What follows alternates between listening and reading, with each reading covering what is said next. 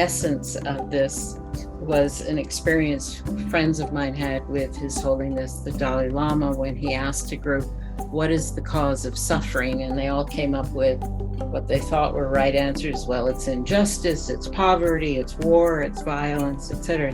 And he shut them down, said, no. The cause of suffering is when good people begin their work and then fail to notice what is arising between them. Welcome to the Common Good Podcast, a conversation about the significance of place, eliminating economic isolation, and the structure of belonging. My name is Joey Taylor, and I'm the producer of the podcast. This episode is the Abundant Community Conversation from August 2nd, where Amy Houghton speaks with Meg Wheatley and Peter Block about the new edition of Meg's book, Who Do We Choose to Be? These conversations happen on Zoom, and they always contain poetry, small groups, and a conversation about a particular theme. As we began, Amy asked everyone to consider why it was important for them to show up for this event. And so as you listen, I invite you to consider the same question. Why was it important for you to listen to this episode? Why did you decide to give your time to this conversation? As you consider the question for yourself, Amy opens with a poem. So this is from the elders of the Hopi Nation. To my fellow swimmers, here is a river flowing now very fast.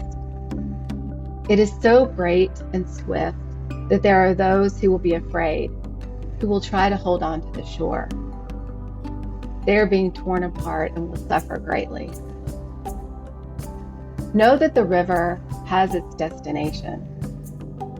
The elders say we must let go of the shore, push off into the middle of the river, and keep our heads above water. And I say, see who is there with you and celebrate. At this time in history, we are to take nothing personally, least of all ourselves. For the moment we do, our spiritual growth and journey come to a halt.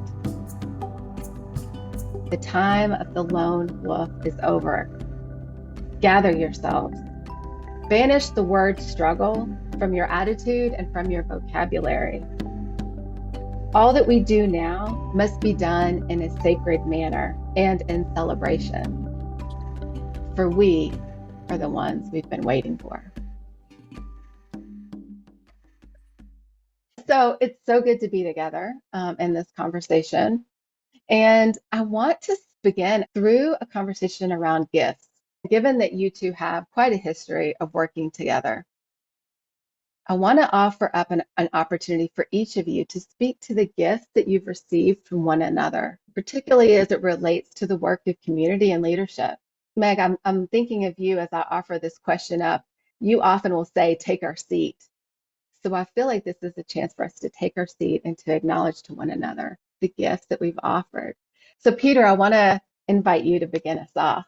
What is the gifts? What are the gifts that you've received from Meg and her work?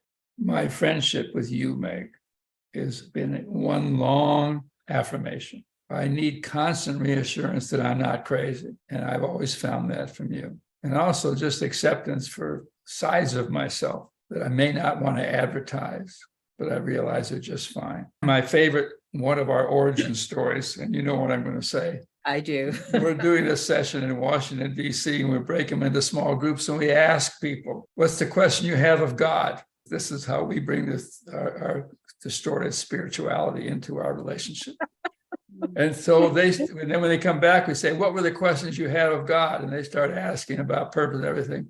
And then all of a sudden, I notice that Meg and I are answering their question. And I thought, finally, I found a partner who will answer questions people have of God with me. And I've fallen in love so many times, I've lost track, but that was one of them.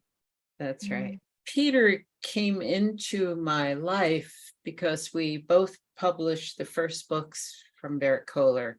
Peter published Stewardship and I published Leadership in the New Science. Actually, I needed a lot of support at that time because I thought everyone would just love the ideas that were backed up by evidence of a better way to lead, a simpler way to lead.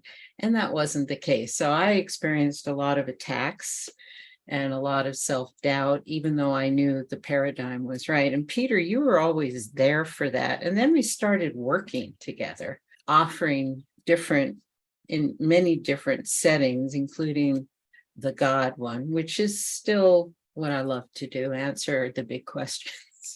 Yes, you do. Yes, but it's just been a constant, and we haven't worked that much together within the totality of everything we've done, but we always know we're circling one another. Mm-hmm. And anytime, especially in the past few years, when we have talked, it's just been wonderful. So this is a great opportunity as well. But I could always talk to you about the things I most cared about. And then we worked together in, I think, quite funny, wonderful ways. Mm-hmm. I'm going to tell you another incident, and I think it was somewhere in the Midwest where we had planned this ahead of time. So Peter always had these great concepts that he would ask people to evaluate the program before it started, which I have used ad nauseum at this point. I think it's wonderful. But then you also ask people to rearrange the room to suit themselves as learners. And so wherever we were, it was somewhere in the Midwest, but we had planned this ahead of time.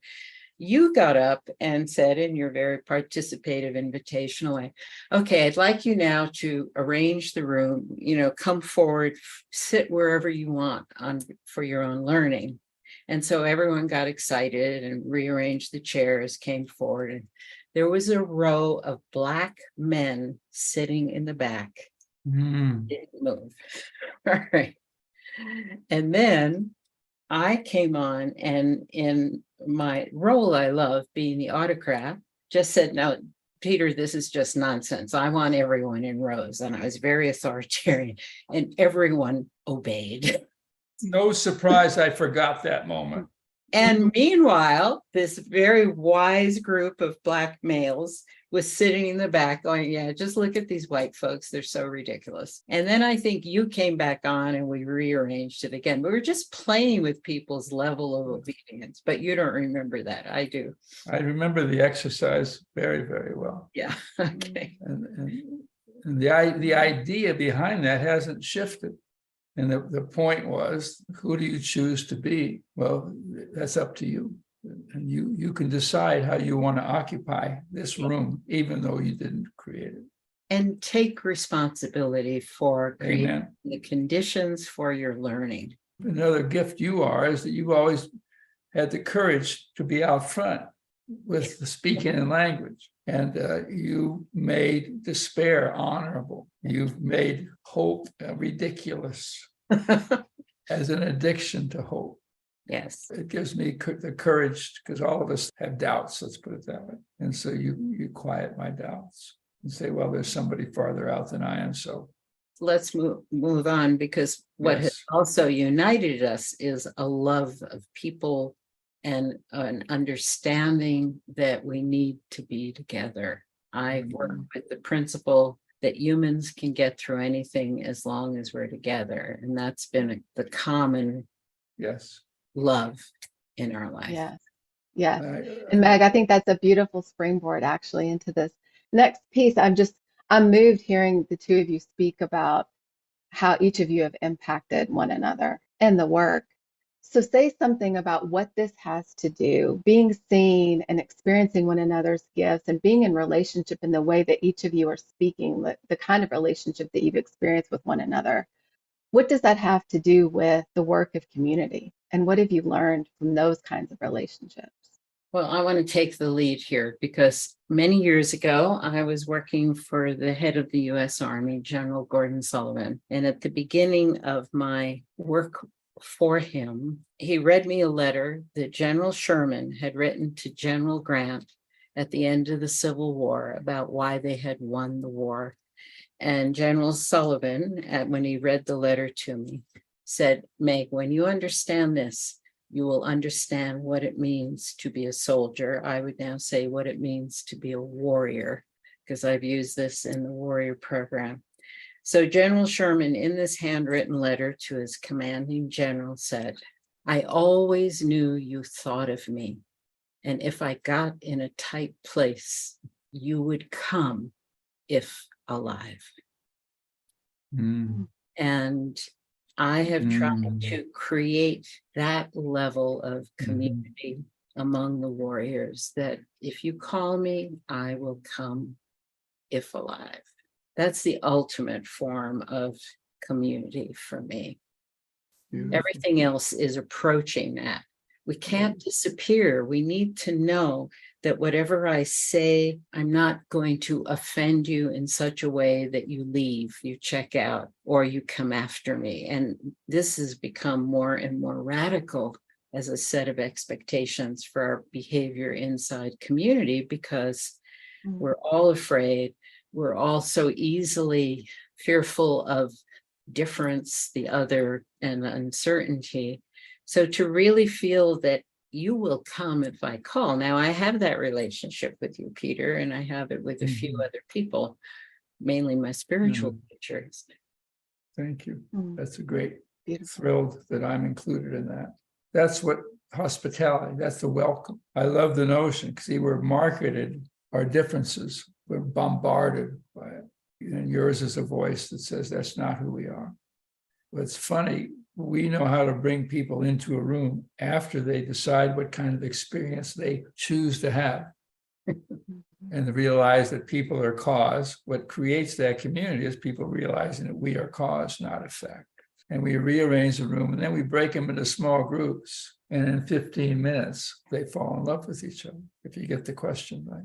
Such as, what's the crossroads you're at this stage? We all have our question. And it's so achievable and so rare. But what strikes me is how rare it is still. Every time we gather, we still have somebody up front talking and somebody down. But I want to move past the welcome. I Okay. want to know what happens next. People fall in love with each other. They realize there's potential in this relationship. They even want to work together, and then it dissipates. I It know. fragments. So what I love about the Army quote is it creates a depth of commitment to stay in the relationship. And that is increasingly rare. Yes. But if you share continually meaningful experiences as a community, and you're willing to notice when the dynamics of this time are just pulling us apart, either from busyness, overwhelm, exhaustion, or fear, then I want to know how we keep people together in community. And there you have all your years of experience with Cincinnati. It strikes me listening to the two of you, particularly Meg, with this last piece around what capacity is required to be in relationship. And one of the things I think that both of your bodies of work point to is it's both the external conditions, creating space to bring people together, but you also each point to inner conditions as well. Thank you. Within us. And so I wonder if you could say something about that, because it feels like such an important piece around how to actually show up and be in the relationship that each of you are kind of speaking to. I'm going to let Peter take the lead on this. Two things. One, I want to underline what you're saying about the Army. Because lives are potentially at stake, they understand the nature of accountability. Yes. Yes. And few other places do that. Maybe emergency rooms, I don't know. And to me, what keeps us together despite the world is having come together by choice. Yes. And realize accountability. So everything you and I do has within it, even if not named, the experience of what it's like to be accountable, which is different. And that's why the Army is so powerful. And it's reciprocal accountability. Totally. Called trust. Let's call it trust, right? It's profound trust, because the consequences, we're trying to wake up the fact that the consequences are just as great about whether I know my neighbors or not. Yes. If I want to be safe, I need to know my neighbors. I don't need to improved police methods. Exactly. And that's the radical. And the second part is, you mentioned, Amy, it may involve the inside out, but I've lost faith in that. I believe it's outside in also. I just want to change the nature of the outside. I am so powerfully impacted by what surrounds me my attention now is 100% on the surrounding, the room being a microcosm of the community, the neighborhood, because I'm afraid if I just focus on inside out, which is important, it's the basis of all spirituality, I'll stop there. And we need each other. Let's talk about this. Okay, you want to argue? Is that what you No, want to do? I'm not arguing at all. I think there's no distinction in my own work now of training warriors for the human spirit that we are outside. We are in meetings and places and with people who trigger us. So then the inside work becomes, how do I notice Amen. what triggers me and how do I move past it for a greater purpose? And the greater purpose is simply, I want to stay at the table. I want to stay in those conversations. And I can't when I instantly get frustrated or outraged or disbelieve the other people's motivation. So working with one's mind and how we react and changing that to responsiveness because I want to stay at the table. And I want to bring in one of my very favorite quotes right now from Elizabeth Warren, who said, if you're not at the table, you're probably on the menu. Ooh, that makes me hungry. Yeah. Oh, God. I love that. Say that again. If you're not at the table, you're probably on the menu. The way I know I'm on the menu is when I want to go shopping, when I think I can purchase out there something that I require. I'm on the menu because I bought the notion that I'm not enough and allowed myself to be triggered. I agree with what you said. And the interesting thing about being triggered is to understand that all you have to do is witness it and not do anything about it, because the triggers never go away. They just lose. No, they do power. go away. No, they do go away. No, they don't. Mine haven't.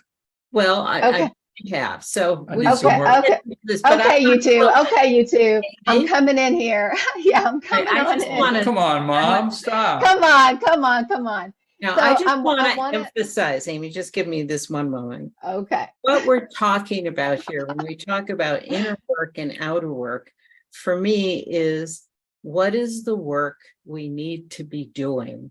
And how do we do it with greater effectiveness? And that's why I'm focused on warriorship, which involves a lot of the inner work of, and you can change your triggers. I've changed most of my triggers at this point. But why do I bother? It's not for self-improvement or inner peace. It's so I can be out there being effective for the people and the causes I care about. Beautiful. Thank you for that. Actually, it brings us kind of back to even the invitation around what are our gifts? What are the gifts we hold in exile? What are the things that scare us? And what does community have to grow those gifts? What is the role of community in growing those gifts? So I want to make sure we have some time to be in conversation in breakout room. Right. And so here's the question that's coming up for me, and Meg and Peter, I'll offer it and you all help kind of refine this. But I do want us to return back to the question of why are we here? Why are each of us continuing to say yes to the work of community? And underneath that, maybe it has something to do with the gift, the choice that we are saying yes to in the world right now in terms of who we are. So that's what I'll offer. Peter and Meg, I wonder, is there any way that you want to shape that reflection question that we offer up? Well, I love the focus on gifts because I want us to see everything we do as an offering out of a spirit of generosity. So it's not based on what I need for approval, for success, for fame, for money. It's what I feel I can offer at this time. But that's an outward focus. And then I take my skills and I ask the question, look around, what's needed here? And am I the right person to contribute at this point? So for me, it's all about understanding that we are making offerings from our expertise, from our caring, from our compassion. There's not yet a question in there that's specific enough, but I'm going to give it to you, Peter. Well, I love what you're saying. So what allows me to show up as an offering instead of as a need? And what I need is you. I need people around me who are evoking myself as an offering, as a gift. And if people around me have something in mind for me, That makes it harder for me to show up with my gift. And that's the dark side of coaching. It's the dark side of knowing and stuff like that. So I'm just going to invite everybody to kind of come into your heart space. We've been taken in a lot. And to really listen to this question that we're offering up. What are the gifts that we have to offer? And why are we saying yes to community? And enjoy some time together as you really sense into that. And then we're going to come back and we're going to continue the conversation. And Meg and Peter will be able to hear more from you then. At this point in the conversation, everyone was placed into breakout rooms. Before returning to the conversation between Peter and Meg, I invite you all to take a breath and consider the questions for yourself as we hear Amy read the opening poem once more. What are the gifts that we have to offer? Why are we continuing to say yes to community? What are the gifts that we have to offer, and why are we continuing to say yes to community? From the elders of the Hopi Nation, to my fellow swimmers. Here is a river flowing now very fast. It is so great and swift that there are those who will be afraid, who will try to hold on to the shore. They are being torn apart and will suffer greatly. Know that the river has its destination. The elders say we must let go of the shore, push off into the middle of the river, and keep our heads above water. And I say, see who is there with you and celebrate. At this time in history, we are to take nothing personally, least of all ourselves. For the moment we do, our spiritual growth and journey come to a halt. The time of the lone wolf is over. Gather yourselves. Banish the word struggle from your attitude and your vocabulary. All that we do now must be done in a sacred manner and in celebration. For we are the ones we've been waiting for. As we come back in, I wanted to turn our conversation a little bit to what does it ask of us? What is the courage? What is the capacity that it takes to then live into the gifts? It's one thing to say, here are the gifts, and this is why I'm saying yes to community. It's another thing to actually then take steps in living toward that. And so inviting each of you to say something about that. I have a question for you, Meg. Yes. In the naming of the book, talk a little bit about it, because you write a book and then after you write it, you find out what it was about. Talk a little bit about how you named Well, it. the question of who do we choose to be, and it's relevant to your question, Amy, as well, was something I had started asking leaders as far back as 2009. Who do you choose to be? How are you going to use your power and influence on behalf of people, on behalf of the things that we know are important to create? How are you choosing to use what you have? So I could relate it to our gifts. And it takes more than courage to answer that question. It takes perseverance. It takes a commitment to stay. And this is the essence of people who come into Warrior for the Human Spirit training. We have a commitment to stay as things get worse and worse. And we know that community is the answer. Prakana Institute, that's our motto. Whatever the problem, community is the answer. And what you and I were discussing, that once we choose to be someone who knows the value, the essentialness of being in community, being in healthy relationships. So we choose to say yes to community, but then all hell breaks loose when you're dealing with relationships and the amount of fear and anxiety. And what I want us to focus on is how do we stay in the midst of all of the issues, conflicts, and problems that arise that we're both very well aware of? How do we stay?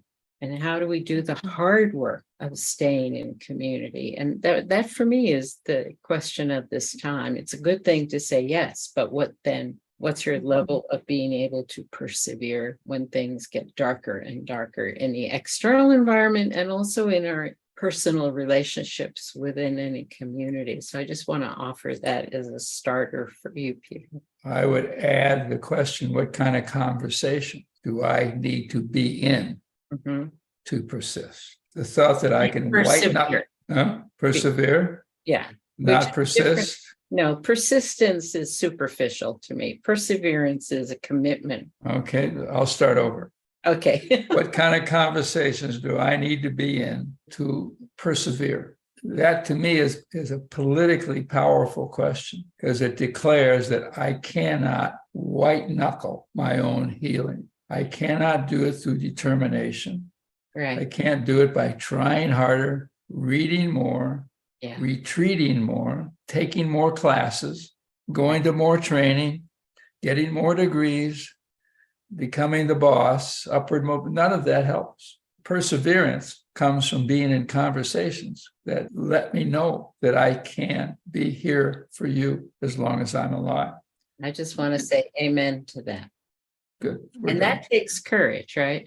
To open these conversations. Which conversations are always risky. That's why we spend our lives, and some people in the chat say, getting the question right to me is huge. And you want questions that bring conversations that are powerful, that take us somewhere just because we have the conversation. And all of us are engaged in ongoing communities of practice, warrior training, all that. And the reason we do it and the reason we show up today, including you and I, all right, is to be in conversations that take us somewhere. There has to be an outcome to these conversations, though. They have to change me. That's beautiful, because you're saying changing me is an outcome. I don't need bricks and mortar. Changing what I do is an outcome. One of the things that's coming up for me listening to you all is it's almost like I'm drawn back to the poem, the piece that I read from the beginning from the Hopi Elders. And it's almost hearing you say, Peter, that we need the conversations. And Meg, you said amen. It's almost like the conversations in the community work become the river in which we can really be present to what is being asked of us and what is coming, to what is emerging. Now, this is not how I feel about any of this. And it's because I'm so focused on staying in the river means we are working with adverse oppositional currents that will, if we're trying to stay in community, the dynamics of the external world now are so powerfully destructive of shattering relationships, creating distrust, creating misunderstandings, and in this social media environment of outright threat and hatred. So for me, staying in that river requires more than conversation. I have to know you're here for me. How do you know that? Because when I call you, you will come. But we need a call. I'm going to call people that I've developed trust with, and we're not going to be in a conversation about it. I mean, the reason I'm getting a little passionate, a little. Well, a little, yeah. You ain't seen Meg doesn't do anything in a little kind of way, Peter. But, we know that. Let's look at it. How many conversations have we had? How we have perfected the conversational process and developed all these wonderful means. For me, I have to be open to, as a community, we have to be self-aware. We have to notice when we're getting in trouble with our relationships. But the reason we do this is so we can do the work more effectively. I just want to keep focusing on that. So maybe conversation is too limiting a word. Meg, I hear you say that there has to be like moving to action. It's got to be beyond the conversation. But there is something about, I think the two of you have created conditions for us to come together as community in new ways of being that will move us to a new place. And that's what I was trying to, it feels like it's the river. It feels like that, to how to be in the flow. Make a distinction between the conversations that take us somewhere. All right. And I use conversations, including the beautiful music, including the poetry. All right. Okay, so including the aesthetics, together, as opposed to just talk. Thank you. Most of what the world does is just talk.